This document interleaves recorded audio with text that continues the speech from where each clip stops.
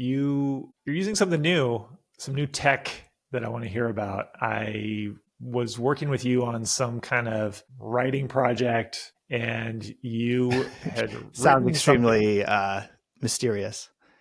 It does sound mysterious. Well, it is mysterious. It's a Yeah. secret writing Yeah, project. it is. But And as of yet unannounced writing yes, project. yes. But you had written something that I thought was quite good, and I complimented you on it. And you said, "Well, I used Gemini." Yeah.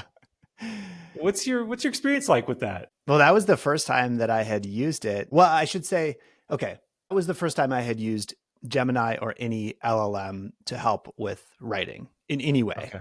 I have used various of the like chat LLM products essentially as like a Google alternative to varying degrees of success. Like I've been using Perplexity a little bit, and I've used ChatGPT, of course, but it's always to like answer a question. Sort of like I think a lot of the ways that like people are initially introduced to those tools is like, hey, like tell me about this or whatever, and it's pretty good. I think Google is like keeping up pretty well with the AI summaries. I don't know if everybody sees those, but at least when I do a Google search, I see like an AI summary at the top. That's quite good, quite helpful. But I have in the past experimented with various LLM tools for writing, like, but never like for real. I was never had like a real project. I was like, oh, what would it do if I asked for an outline of a blog post or, some like sort of Right. typical use, but it was always like not good. It was like super underwhelming. And I realized that usually for me, the challenge is not like how to write it, it's what to say. And because I like to write, I've written a lot. I studied journalism. We've written a couple of books together. I've written a lot. I've done a lot of editing. So the how to write it, the way to structure it and the words to use, like that's my jam. Like that's something that I like doing. I'm really good at. And so the hard part for me is like, well, what am I trying to say? What's the point I'm trying to say here? So I have not found a lot of success with like AI writing tools for that reason. But this particular writing project, it was, we had to write something that is like not a thing that we normally write. So just adding layers upon layers to the enigma of what this is. Like it wasn't like a blog post. It wasn't like a LinkedIn post. It wasn't a description for the podcast. It wasn't an email newsletter. It was not a format of a thing that I'm accustomed to writing. And it's a suggestion. It's a suggestion for someone else. We were suggesting like, hey, yeah, here's to make it something even we more think you should say. weird. Here's what you should say. That's a really good point. Yes, that is a really good point. So here's what I wanted. I wanted some help writing in this format that I am unaccustomed to writing in. That was sort of the first requirement. And the second requirement was in somebody else's style. So to give them a kind of a suggested thing that they might use, or at least take as a starting point. So I happened to have just signed up for Gemini because I got a marketing email from Google. I was like, okay, I'll try it. Like I generally like Google products, and so I'll check it out. So I just literally had it open in a tab on my computer. It's total coincidence. And I was like, okay, all right. First thing, I'm gonna give Gemini a description of a thing that I want this writing to be based on. And then I'm going to give it some examples of the person that it's supposed to emulate. And then I said, like, give me 3 or 4 examples of this thing in the style of this person. It was interesting. They were pretty decent. One thing I really enjoyed about Gemini that I have not seen in other tools is you can like copy part of the response text and then you can like edit it yourself. And then it like takes the edits that you made and like sort of learns from those. So there was a few words where I was like, I would never use those words. Like I'm going to change them. I'm going to make them simpler. And then I like regenerate. And I didn't use any of those things wholesale, but there were a couple of really good like nuggets. There were a couple of really good phrases, like 5-word phrases. And I think one of the ones that you really liked was verbatim one of those 5-word phrases that I just like plucked and like added a little bit before it and a little bit after it. So it was pretty cool. It was pretty interesting. It sounds like you did do some work to craft that. Perhaps even more work than had you done it by yourself. Yeah. But it felt easier. It felt like I got to a better result faster. But yeah, to your point, I don't actually know if that's true. I think one of my big problems so far with using the various LLM tools has been exactly what you described, underwhelming results. And I suppose I haven't put in the work to try to train it. And I suppose it's partly that putting in that work is not yet so trivial. It would be nice. I think what I dream of, and I'm sure this is coming, is the thing that just sort of watches me, for example, doing email, and then is like, okay, I've got it. I think I know how you do email. I'm going to kind of take care of this for you. And then you review what I did before we hit send on the 300 emails you need to reply to. And also taking care of the ancillary tasks around those. Yeah, it would be nice. So, yeah, I think it's a giant new universe, and you've put your toe in there, and now I think I need to take my socks off. Well, the thing that's sort of the secret reveal of this discussion is that I am oftentimes sort of a late adopter, and I think Me too. I think you are as well. Not universally, because I think there are we've talked on earlier episodes about how like you will buy new like gadgets when they come out, like even pre-release, you'll like pre-order them.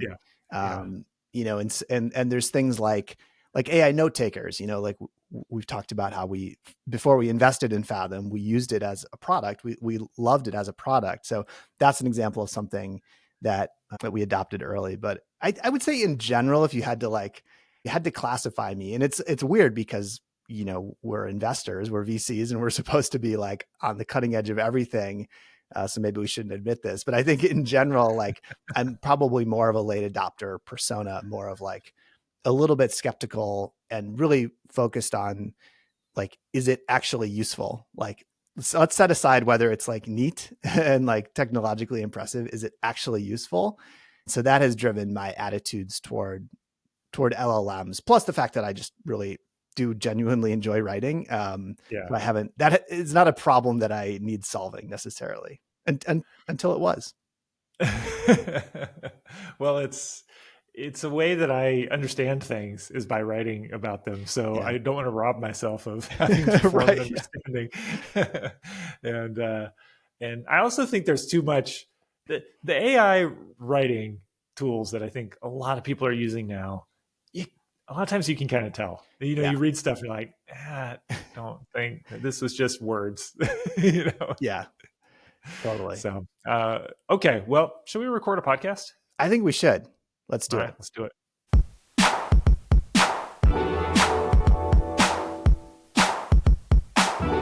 This is Jake and Jay-Z.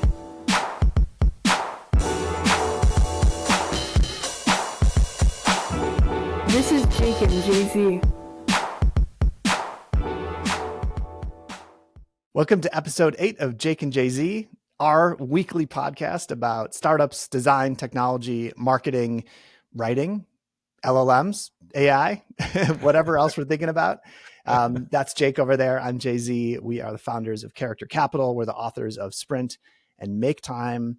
And this is our podcast. If you want to get our weekly newsletter with a link to the latest episode and a few other cool things we found in the meantime, you can go to jakeandjz.com and sign up for that. And I do have a favor to ask, which is that if you are, I was going to say if you're listening to this or if you're watching this, you obviously are. If you're enjoying it, please stop for a moment, open whatever app you're using and subscribe. We're in the early days of this thing, and we want to make sure that it reaches as many people as possible. So that's just a quick request for a favor from us. We really appreciate it. Well, today we were thinking about a topic in advance, and for a change, yeah. And one thing that kind of rolls right off of the Gemini conversation is how you make use of time. And we've been thinking about maybe jumping into our book, Make Time, and sharing a couple of tactics from that book, and going into just a little bit of detail about how they work, so that if you're listening to this and you've heard about Make Time, and maybe you even read it, great, thank you. if you found some of the tactics useful, then maybe this would be like a little bit of a refresher. I always need reminders on it because I slip and slide and need to reconsider how I'm spending my time and attention. And if you haven't heard about it, then it'll be a little bit of an introduction to some of our favorite methods for it. But first, John, could you explain like what the Make Time book is for people? Yeah. Make Time is a book that we wrote. It came out in 2018, and it's about a system that we created that we use in our day-to-day lives to help us spend more time on the things that really matter to us and less time getting distracted and pulled off into a million different directions. It's philosophically or spiritually related to the work that we do in sprints because it's all about focusing on the right things, the most important things, and minimizing the distractions from everything else. But it's a little bit of a side project. You know, it's not about how to build products. It's not about how to grow a startup. It's not about how to design things. I guess it is. It's about how to design your time. It's about how to design your days and perhaps at some level design your life. But it's something that you and I like talked about and geeked out about, like even before like the design sprint. Like, I guess we didn't talk about it before the design sprint, but I know that we were each individually like trying to figure this stuff out, going back to, the early 2000s in our own careers. And when we met, it was one of the first things that we connected on, one of the first things that we had in common that we were both interested in. So we've been talking about this for a very long time. And then after Sprint came out, we saw a little bit of a window to write a book about it. And so, that was Make Time. Yeah, it's this combination, I think, of both of us had a long-term interest. I've been interested in, I guess, the world of like productivity and efficiency and, that kind of stuff since early 2000s. Well, I think since the moment that I became a dad, that was a big trigger for me, was having a kid and trying to figure out how to handle all of the stuff that I needed to do at work. I was working at Microsoft. I was overwhelmed there by having this job that I hadn't really studied the right things to be a product designer. So I was trying to figure that out, and also trying to figure out being a dad. And so this was one of my approaches was like, well, I'm going to trust in, David Allen to show me the way, and like read Getting Things Done like 1,000 times and had all the folders and followed everything to the letter. And then, found for me, the extent to which that did and didn't help, and then started doing my own experiments. And that just kind of continued, had to be a renewed version of that when I went to Google, where again, I was not properly prepared for the job I was doing and felt overwhelmed and was trying to do everything. And then as we started doing design sprints, and as I met you, and as we were doing them full time, I think this shift started to happen where I realized the productivity hamster wheel, the like get everything done, empty your inbox, be on top of everything. To the extent that is even possible to do, there is not so much a pot of gold at the end of that rainbow. Like you spin the hamster wheel faster and it spins faster, and you empty out your inbox faster and people send you more emails faster because they know now that you're an email machine. And that's not necessarily where I wanted to be. I don't think that's where you wanted to be. And when we had the opportunity to run these design sprints where we could control a team of people for a week, Control them. It sounds great. Yeah, we were like, suddenly we were not in the classic sense of like, of course, I'm the CEO and I have the vision for what you're doing as a business, but like we did control, we were the boss of them essentially for like from 10 a.m. to 5 p.m. for the whole week. We could create the environment that they were working in for that 1 week. It was like, give us this week, like, please place your trust in us. Like, we're going to shape this environment that you're working in, and we'll see what happens. We were like the summer camp counselors and the, first grade teachers and the, CEO coaches, I guess, all in one, all those things at the same time. And I think what happened is we started doing that. So we realized, well, if you change some things about the way people work, it changes dramatically what feels like success in a day? What feels productive in a day? Yeah. What feels like I'm doing the right things? I'm paying attention to what matters. And I realized, I think we realized together that, like, gosh, there's these default ways that we operate, all of us operate. And those defaults often don't make sense. The ways that most teams, most companies spend their time. I worked at Microsoft, we'd worked at Google, like we'd worked inside these large organizations where the calendar rules your day and you're going from meeting to meeting to meeting to meeting, and your messages are just constantly overflowing your inbox and your phone and whatever.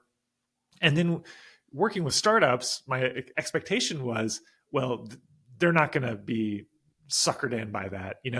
They're going to, these are these smart, sophisticated teams who are doing things in a brand new way. They're not going to have those same defaults. And yet they did. I mean, those defaults were there too. Their calendars were jam-packed. Their messages were overflowing. And that was sort of a pattern that we both saw, like when we moved from, I know you went like from Microsoft to Google and then like to Google Ventures working with startups. And like, I worked at a startup before Google. I worked at this company called FeedBurner that was acquired by Google. And during each of these leaps, it was like, okay, like this new place, like they're going to totally have it figured out. Right. I'm going to Google, like for sure they know how to do it. Like, okay, I'm going, now I'm going to go to these startups. Like they for sure know how to do it. And every time we were like, wait a second, like they bring the same habits with them because they bring the defaults with them, because by nature they're defaults, right? They're not these like examined conditions. They're just like the way things are. And most people don't really think about defaults. And that was like, I think a big insight for us that kind of, once we realized that a lot of these behaviors were not necessarily intentional, that they were just default behaviors, and we're like, oh, if we can like change the environment that changes the defaults, that will lead to different behaviors that will be good for everyone. And we get into this situation where we're following defaults, all of us, right? Like you, me, like Microsoft, Google, startup A, startup B, startup C. Yeah. Everybody gets into this situation, not because we're dumb, not because we're like idiots, but because we want to be helpful. We want to help our colleagues do the work that we're all in it together to do. And we want to make the best use of our time. And what logically makes sense is to then see what your colleagues are up to, try to figure out how to shape as much as you can the time that you spend to harness the fact that you're working with these other great people. And what makes sense is to have as many meetings as possible, and to reply to people as quickly as possible. And unfortunately, all of that leads to a bunch of context switching, and it makes it very difficult to focus on the things that are most important. Now, that's even just within the confines of work, right? And I think it's a little weird to think about like work-life balance, because in reality, all of it is part of your life. All of it is important. But these same things happen. And if you want to say there's work and then there's like outside or home or whatever, like that same stuff can happen there too, where we're constantly reacting. Some amount of this reacting and meeting attending and email responding to is necessary, but the notion that nirvana is being, having that inbox empty and keeping it empty, having the calendar, packed and being instantly responsive and helpful to everybody else's projects, means that you and what matters to you may never happen. And it's not nirvana. We've been there. It's not nirvana. So the idea with Make Time is, hey, like there are some ways to change those defaults and to make time, make time for the things that are really important to you. And then we can kind of change the shape of our days. So I remember when we came up with the title Make Time, we had a different title for the book. It was called Today. That was the working title, to like a pretty late stage in the process, like not up to like, publication or anything, but well into when we were writing the book. And there was an email, and I don't remember if I wrote it or you wrote it, but there was an email where the phrase that you just like used punnily, like help, something so that you can make time for what really matters. Like that, one of us wrote that in an email, and then we were like, hey, that actually could be good. So maybe it's another example of how you need to do your own writing. Writing is thinking. Writing is the creative process. Anyway, I was just thinking about that the other day. The title emerged from Title the emerged. process of Yeah. writing the book. It did. If we look back on the conversation that we've been having, I think people might be able to see how we touched on a couple of these key things that sort of build up to the system and some of the tactics that we've created. So the first one that we talked about was like how a lot of productivity advice is really focused on efficiency, right? It's about like doing things as quickly and efficiently and responsively as possible without a lot of thought given to whether they're the right things or whether it's sustainable. So that was like the first thing, sort of this idea of like, we call it the busy bandwagon in the book. Yeah. Like it's this idea that the path of least resistance is to like do things faster.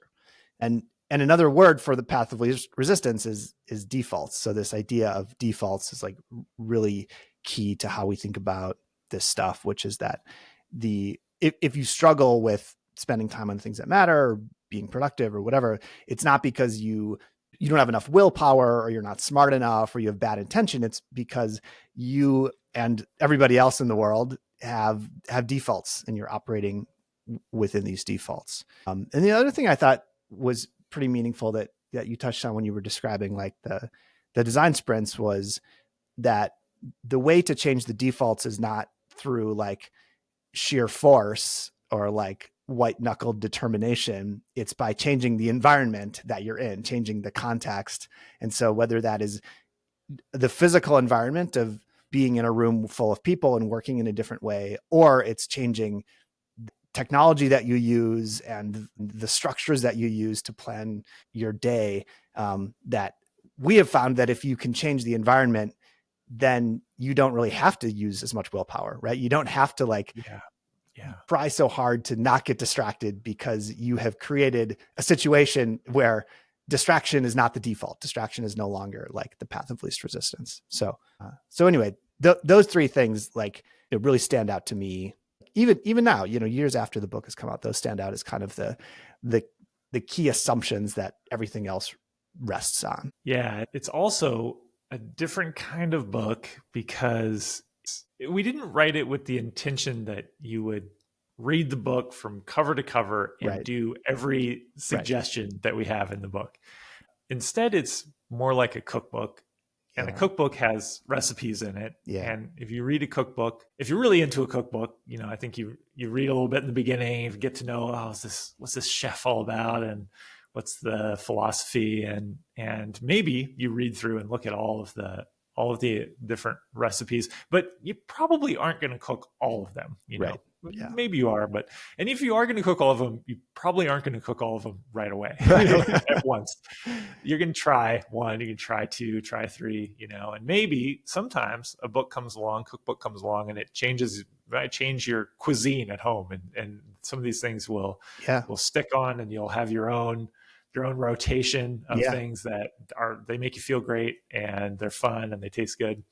And it's the exact same idea with the Make Time is like meant to be like a cookbook, that there is that framing, that introductory idea of here's the way we have come to see the world and here's why and here's how these recipes hang together. And then there's some different recipes that you can read through and then you can try one, try two, try three.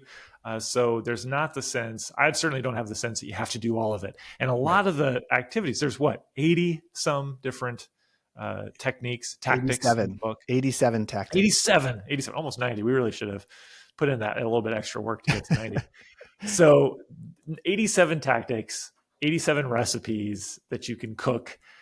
And they're all ways to free yourself up in one way or another so that you have more time, energy, attention for the things that you care about the most, whatever those things might be, things at work, things with your friends, family, hobbies, whatever those things might be. 87 87 crowbars to pry open some space for you. And you'll try, whichever ones you want. And some of them don't work for me. Yeah, And some of them don't work for John, but they at totally. least work for one of us. Yeah. And some of them work for both of us. Yeah. And I mean, I probably only use 5 to 10 of the tactics on an ongoing basis. There are like 5 to 10 things that are my core go-to tactics. And that's it's not a fixed list. Like as life changes and I have different priorities and I'm working on different things, even different time of year, like the set of tactics that work well for me changes as well. So as you said, it was a side project for us. It grew into being, a book, which is kind of a large side project, but nonetheless, it is a side project. Yeah. And it's sprang out of, we talked about the conversations and stuff, but you and I also had written some blog posts, some Medium posts, some posts that then got picked up by other outlets and stuff, because some of them people were quite interested in, either because they were so weird or, and some intersection of weird, and people found them to be useful. Weird and helpful. And then we wrote this book, but it's not part of our main thing. It's not part of investing in companies and helping them grow.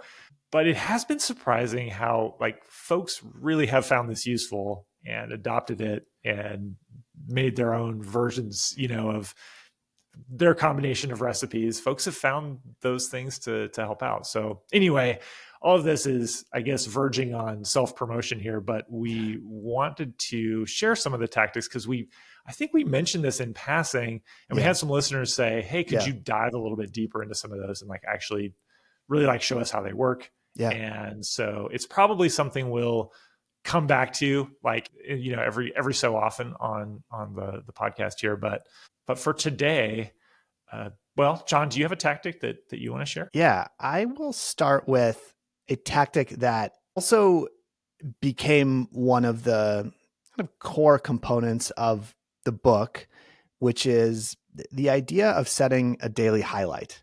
Oh, a classic. One of the blog posts or tweets or whatever that you mentioned that people seem to really like was something I posted maybe 10 years ago now, that at the time I called one big thing. And it was this tactic I had been using to plan my days, where instead of having a big to-do list and trying to crank through it, I would take a note card or a 3x5 post-it note like I have here. And I would just write and I would just write at the top the one big thing that I wanted to get done that day. And then I forget if it was 1, 2, 3, if it was one big thing, 2 medium, 3 small, or 1, 3, 5, or something like that. But it was this pyramid of the one big thing, and then a couple of medium-sized chunks that could be 45 minutes or something. And then a couple of small things that were 5 minutes, 10 minutes, but it would be nice to get those done. And it's super simple, and it was by no means 100% original, but this notion of starting your day by thinking about the one most important thing, the one big thing that you wanted to spend time on was really helpful. It creates a lot of clarity. And as we both continued to use that tactic, and as we thought more about it and heard back from other people who had tried it, we realized that you could sort of take it even further, and it evolved into this idea of proactively determining what the highlight of your day could be. And so if you bear with me for a moment, this sort of rhetorical device is maybe somebody has asked you wow, this is a weird question. Nobody really asked this, but if you sort of imagine well, what was the highlight of your day? Hey, how was your day? Anything cool happen? How did it go? The situation you'd love to be in every day, maybe not every day, but at least most days, the situation you'd love to be in would be oh man, my day was awesome.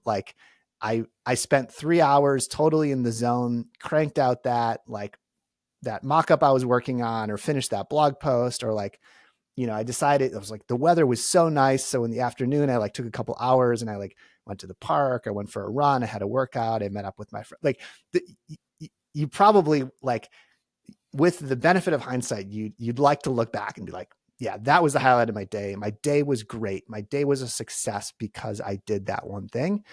And we sort of thought, well, why not start your day that way? Why not flip that? And I don't mean by doing it in the morning, but by saying, what will be the highlight of my day? Why don't I design my day around that one thing, whether it's something that I want to get done in sort of a productive work sense, or something that is just going to really bring me a lot of joy because it's something that I like to do.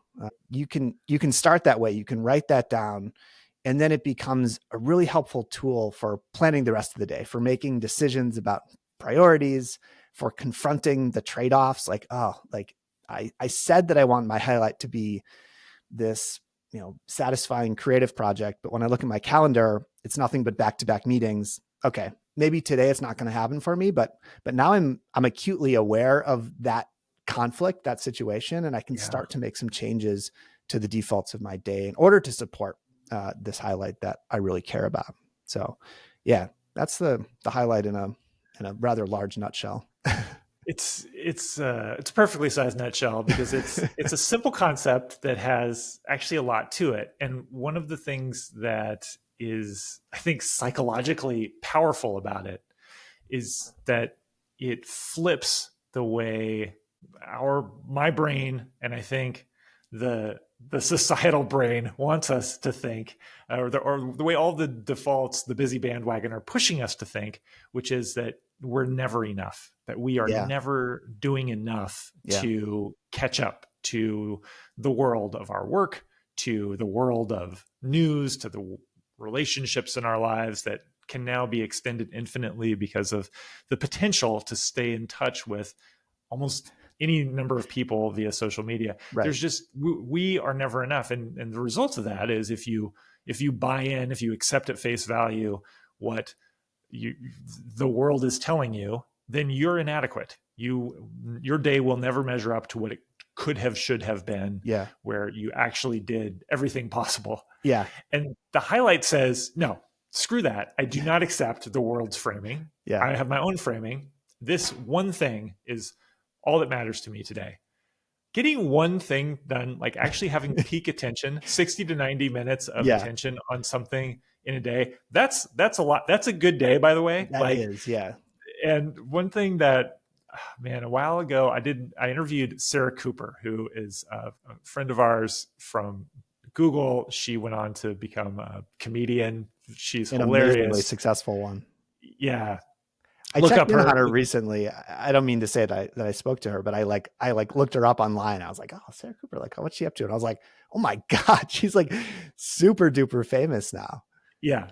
It's crazy. It's a total name drop to say that we talked to her, right? Yeah. Like, but I was watching a show on, I don't know, Netflix or something, and there's Sarah Cooper. I'm like, what? Like, it's amazing. So cool. So, but she said, I always tell myself I'm going to do this thing today or this week, and it ends up taking like a month to do it. She said, I just have this ongoing problem with underestimating how long things will take. And and she was talking about kind of renegotiating that with herself and the time after she left Google, to kind of say like, no, these things take longer. And ever since hearing that, I'm like, I've been aspiring to do that, to recognize that things, big important things, they just take a bit longer than I think. The thing with a highlight is you're doing that on the scale of your day in a way that's very manageable. You're saying, look, if just this one thing happens, that would be the most important, the most satisfying, rewarding thing. And it allows you at the end of the day to not feel as though, oh my God, I didn't do everything. I didn't do all the things that I could have done. Instead, to just say like, I did or didn't do that one thing. And if it's just down to that spotlight, it's like, well, maybe you did it. Maybe that happened and that was great. Awesome. Success. We found in our design sprints that having a focal point for each day, right? Monday's map, Tuesday's sketch, Wednesday's decide, Thursday's prototype, Friday's test. It means that we can accomplish that one big thing. We can feel like, all right, mission accomplished, banner. Yeah. And then if you did it, amazing feeling. If you didn't do it, you can also say like, oh, well, I wonder what went wrong. There's sort of a curiosity there. I wonder what happened. Or sometimes it's because this other thing came up and that became the most important thing. Yeah. It just gives me like, beyond being, it's not like a productivity tactic. I mean, I suppose it is in a way, but in fact, a powerful one, right? Like you're isolating what's most important to put your attention on. You can get it done. But much more important than that, it's like a way of understanding life and time and meaning, and like, Was that all? Yeah, just that, just all that. It's cool. It's a really cool thing. And we hear from so many folks who read the book that, oh my God, that the highlight has really been powerful for me. Yeah. Simple change that's very easy to try, as easy as having a sticky note, writing a thing down, sticking it on your desk. An easy thing to pick up again if you do it and then you fall off the wagon of doing it. Like just very easy and no stress. I think that if I'm remembering this correctly, you have actually suggested that were we to rewrite Make Time or republish Make Time, that we might call it highlight, or we might call it the highlight method, or we might like orient the book even more around that, because it's kind of it's the core foundation that a lot of the other tactics and ideas build off of. It's like, if you can do all these other things, you can like be less distracted and you can like have more energy, which is a big part of Make Time. But like, if you don't know why you're doing it, if you don't have the thing that you want to make time for, then it's not as I don't want to say it's not helpful or doesn't matter, but it is not being used. Those tactics are not being used to their maximum potential. Absolutely. The book Make Time is organized into 4 sections. So just as a cookbook might have, breakfast, lunch, dinner, and I don't know, dessert or snacks or something. Make Time has highlight is the first section, and all of the tactics there. There's the highlight one, but there are also a constellation of tactics around it, around figuring out what's most important to you, and kind of, activities you can do as one-offs or on a regular basis. Ways to sort of carve out time in your day by adjusting your schedule to make time for the highlight. A bunch of supporting tactics, right? And then we talk about Energize, getting the energy you need to have peak attention when you are ready to for your highlight. And we talk about laser, so like laser focusing, how to have the attention stay on the thing that you want, and then reflecting, like how to sort of tune the system to work well for you. So that the highlight already is in Make Time. It leads off, and everything is sort of built around that.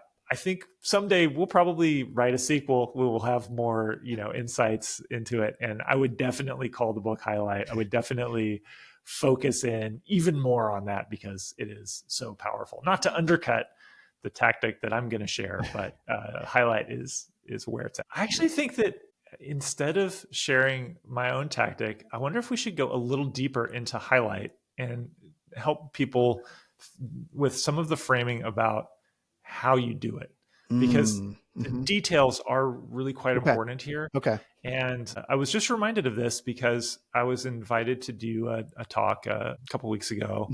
And it's funny, because of the audience, I was sure they were going to want to talk about design sprints. This happens quite often, actually, where I'm invited to speak on a podcast or do an interview of some kind, or give a talk. And I'm like, I bet this is going to be about design sprints, and it turns out to be about Make Time. They're interested in. Well, that's what happened when Lenny invited us on his podcast too. That's right. Like, I remember you got the email from him, and then you texted me, and you were like, "Guess what he wants to talk about?" Like, design sprints. I don't know. Startup stuff, product management stuff. Nope. Make Time. Nope. I don't know what's going on with our weird psychology that like, every time somebody wants to talk about Make Time, we're like, oh, that's interesting. Why would you want to talk about that? What do you make of that? But it's great.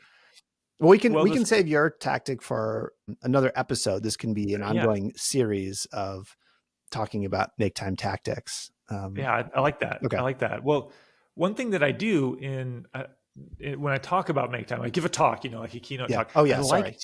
I like to actually have people do their highlight, like write it down. And so I've found that it's helpful to break down a few key points that we talk about in the book to guide people towards doing it. So if you're listening to this right now or watching on YouTube, you could actually do this right now. We'll explain sort of the framing for you, or, you can just let it wash over you, listen to it and think about it later. But there are a few parameters to it. So one of the ideas, and I think we mentioned this in passing earlier on in the show, but the notion that you're going to think of a highlight as it's roughly 60 to 90 minutes, Yep. we think is kind of the sweet spot for this activity that's the peak moment of your day. It's not always going to be true. Sometimes it'd be less than that. Sometimes it'd be more than that. But the thing about 60 to 90 minutes is that we found, and a lot of the things in Make Time, they're not things that we just made up. They're things that we observed teams working. We have done literally hundreds of these design sprints and other formats of sprints where we get to control what happens during the day. And we've observed how people work at their peak on these peak challenging projects, how they interact with each other, when they get fatigued, what fatigues them, what things either make it harder or easier for them to focus and solve really difficult problems. And one of those many observations, and also all over the period over those periods of years and years with hundreds of teams, we can change all the variables and see what happens when we change the variables. Yeah. So we're really confident in some things that they don't come from like, as this university study on a bunch of students and, they were shocking them or whatever with electric shocks, whatever it was just us working with teams of people and watching what happens and changing it because we're trying to get good outcomes, good business outcomes. There was something about the way you described shocking the university students that made me think of like the quintessential, like 2015 productivity post, was like, you'll never believe what this like shocking, university study can teach you about being a more effective executive. Well, I read those posts. And of course.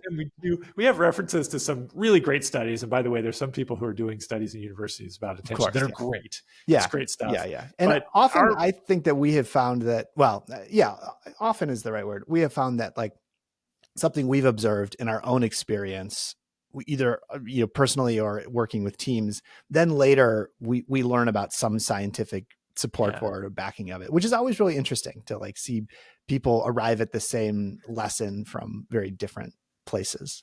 Yeah. But our place is like the dirty real world of business. Yes.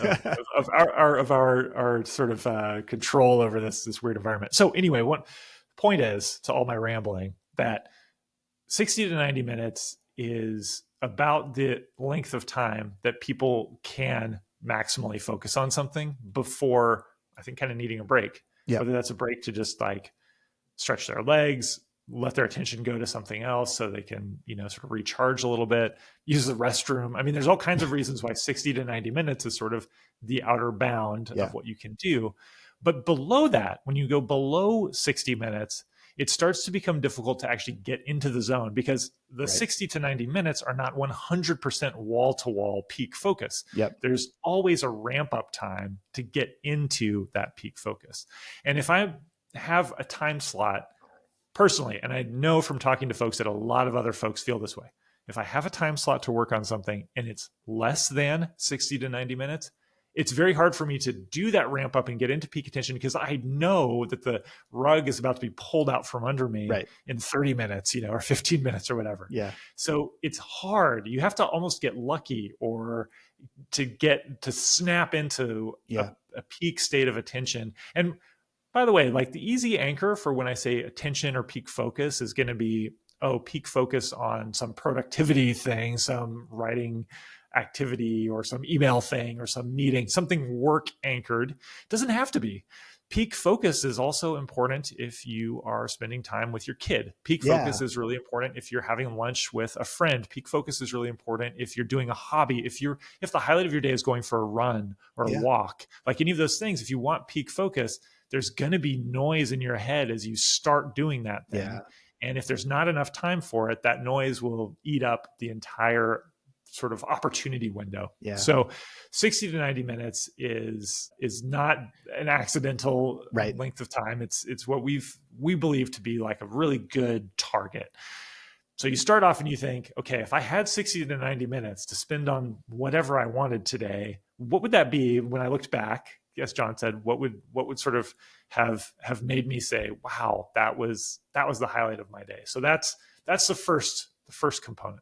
Yeah. And another thing I like about 60 to 90 minutes is that it's as you said, it's long enough that you can really get into the zone and you can really get something meaningful accomplished.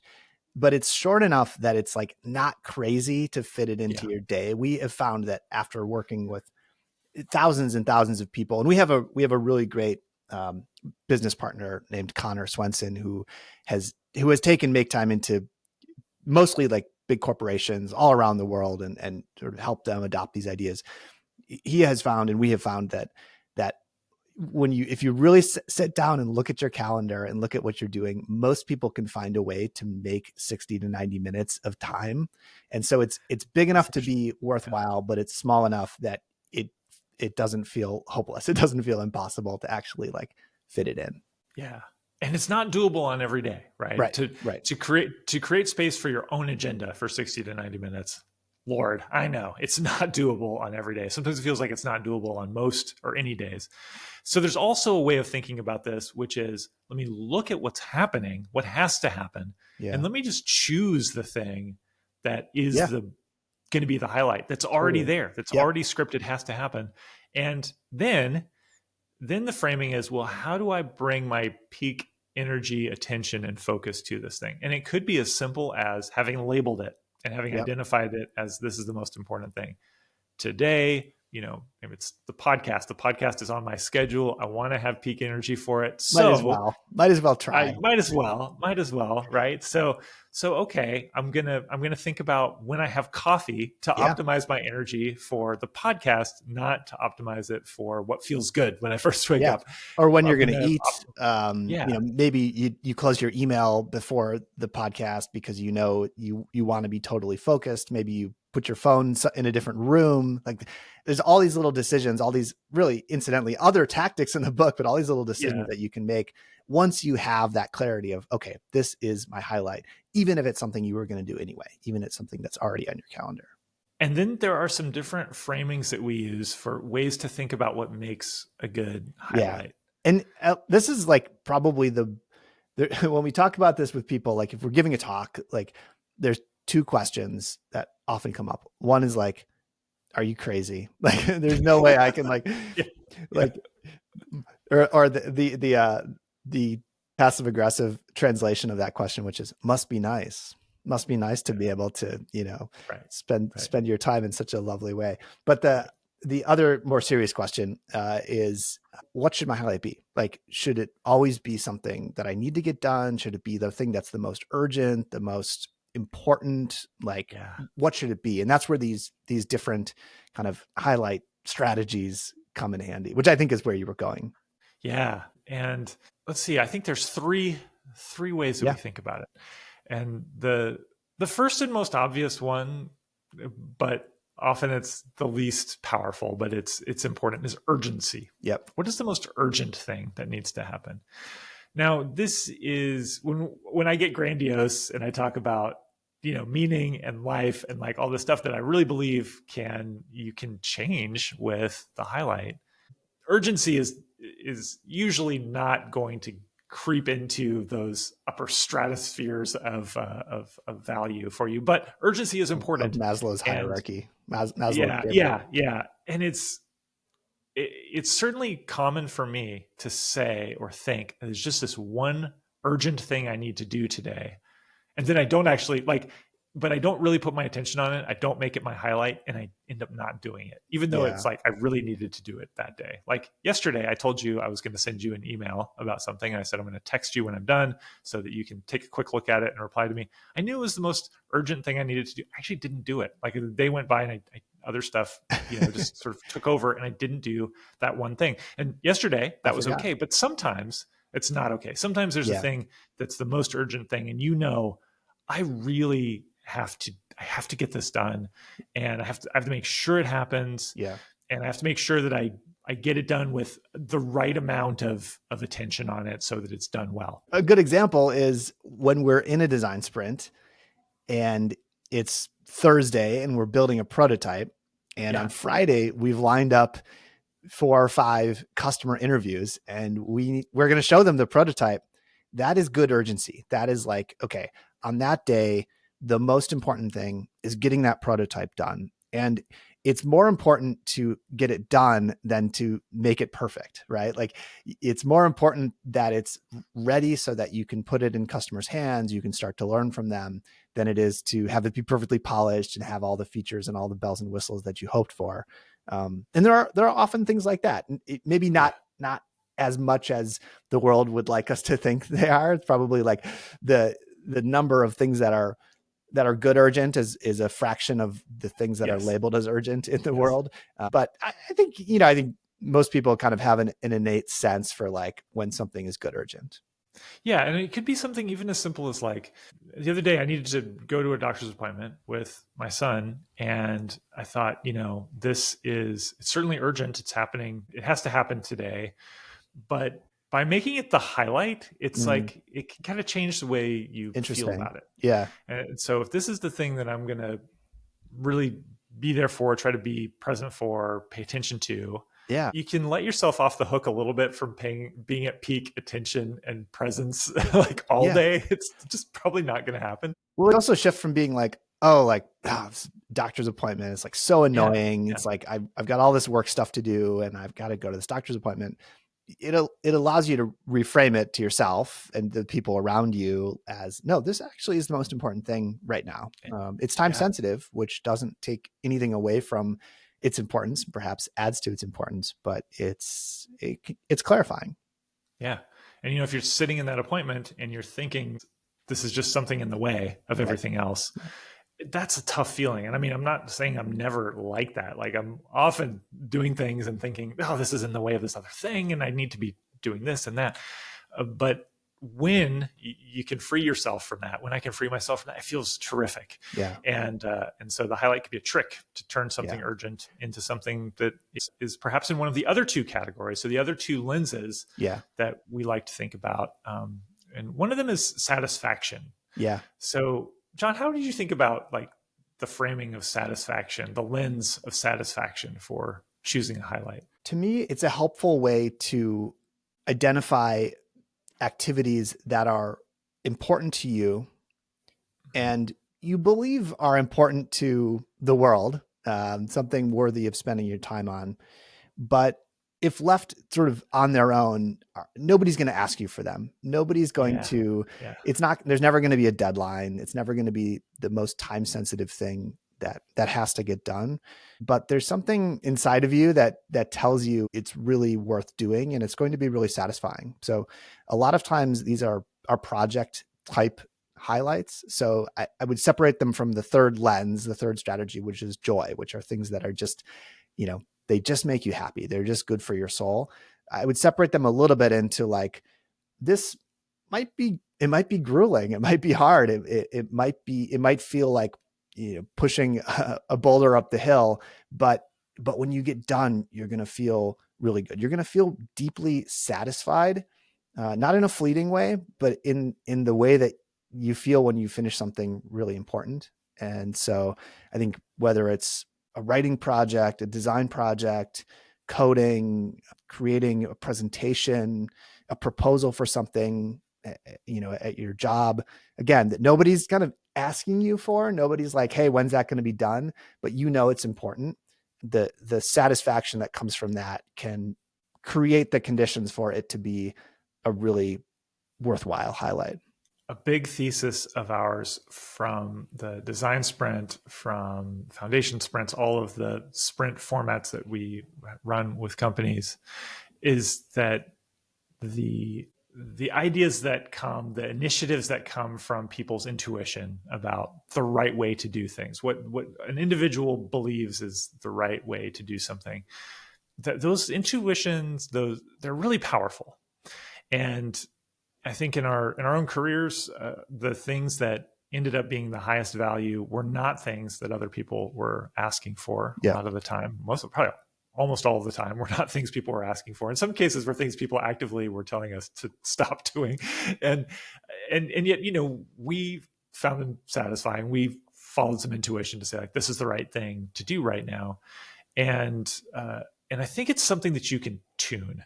So it's something that can be improved. This sort of intuition about I predict this is going to be satisfying. I'm going to go out on a limb and make time for it and make space for it and make it my highlight. And then at the end of the day, I'll look back and was that satisfying? And monitoring your own compass for satisfaction. This rings true for me. This feels like the best way for me to spend this small but important part of my day today. It's amazing what that can unlock, what can come from that.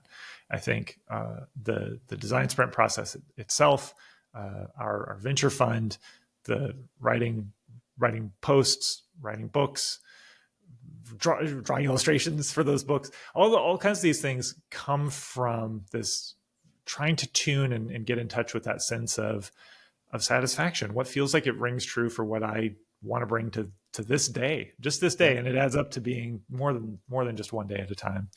But a really powerful one. The last lens for thinking about your highlight is joy. And that's in a way kind of easy. How do you think about joy? Yeah, I mean, I don't think about it that deeply because, like you said, it's kind of easy. It is.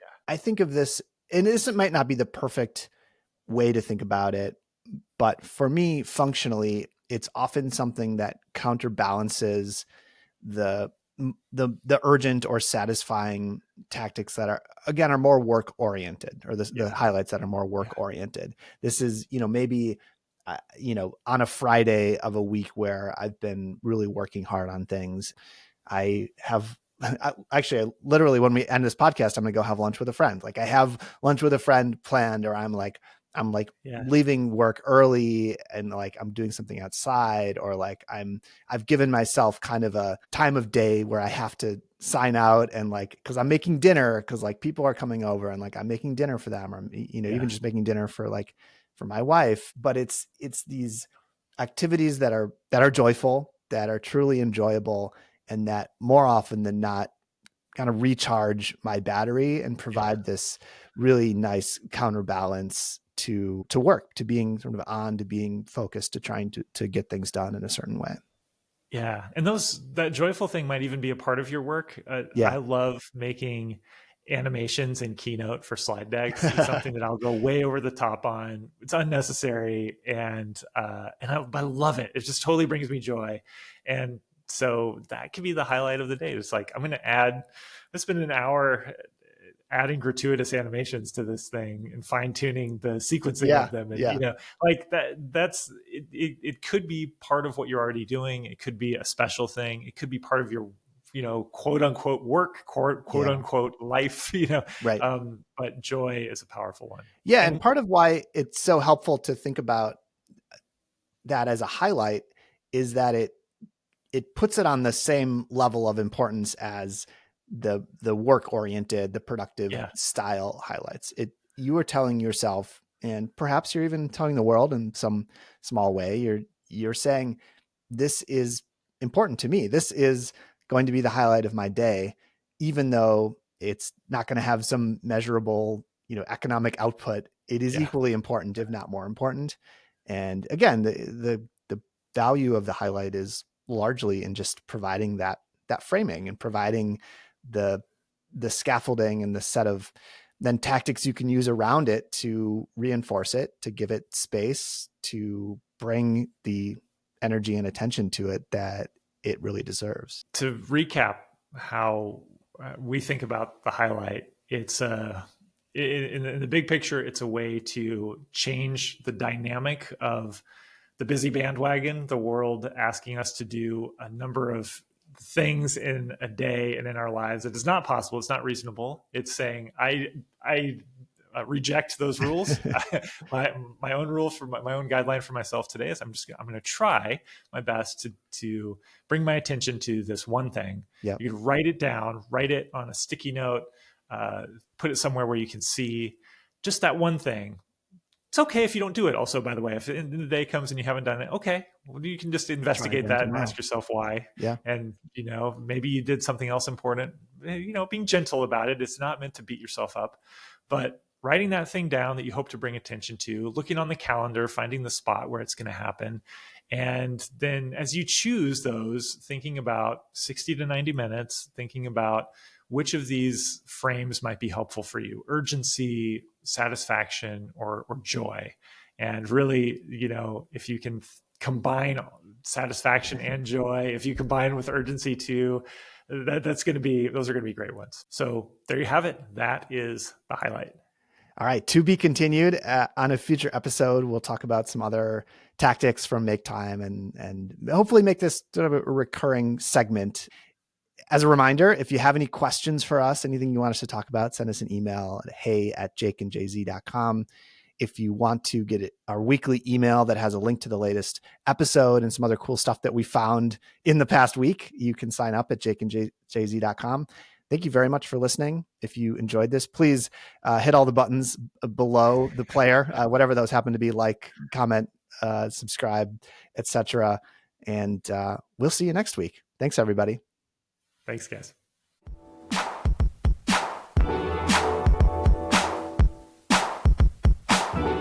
This is Jake and Jay-Z.